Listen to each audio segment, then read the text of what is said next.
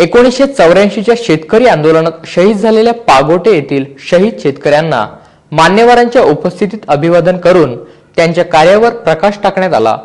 पाहुयात सविस्तर बातमी। 1984 साली झालेल्या शेतकरी आंदोलनाच्या आठवणी आजही ताज्या आहेत। 16 आणि 17 जानेवारी रोजी झालेल्या या आंदोलनात पागोटेचे महादेव हिरा पाटील, केशव महादेव पाटील, कमलाकर कृष्णा तांडेल, तर चिर्लेचे नामदेव घरत, तर दुतुमचे रघुनाथ अर्जुन ठाकूर हुतात्मे झाले होते।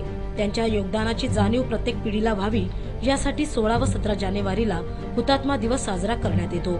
रविवारी पागोटे येथे मान्यवरांसह ग्रामस्थांनी हुतात्म्यांना अभिवादन केले।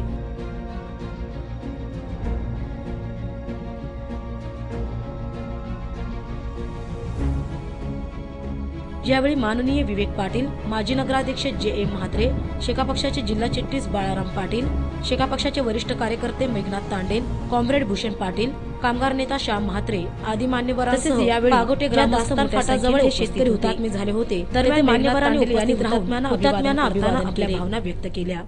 नवगरगावचे आंदोलन या नवगर फाट्यावर एकत्रित झाले आणि सरकारच्या या कृतीचा निषेध व्यक्त करण्यासाठी जो जमाव झाला होता त्या जमावावर परत एकदा पोलिसांनी अमानुषपणे गोळीबार करून या पागोटे गावातील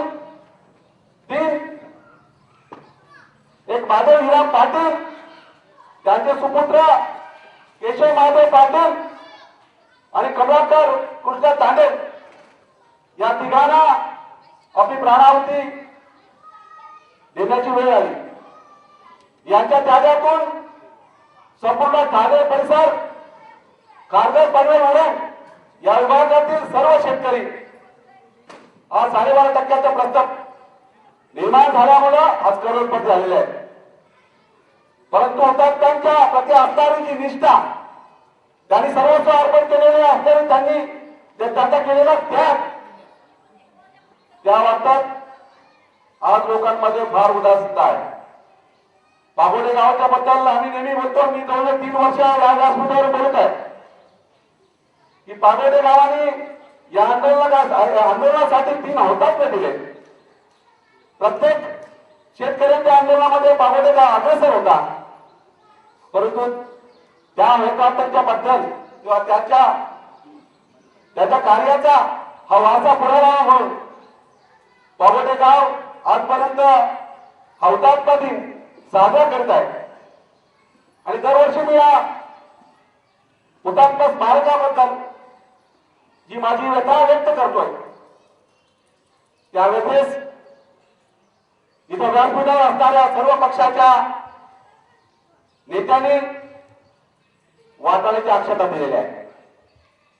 यामध्ये ज्या व्यासपीठावर मी आता आपल्या समोर हुतात्म्यांचं गुणगान करतोय, त्या व्यासपीठाला एक मूर्त स्वरूप यावं, हुतात्म्यांची कुठेतरी स्मृती इथं कायम चिरंजीव राहावी म्हणून आम्ही आपल्या सर्व पक्ष नेत्यांकडे आर्थिक मागणी केली होती। आमच्या सुदैवानं माजी आमदार विवेकानंद पाटील यांनी फक्त या व्यासपीठासाठी 10 लाखाची देणगी जी कबूल केली होती ती फक्त आज मिळाली आहे।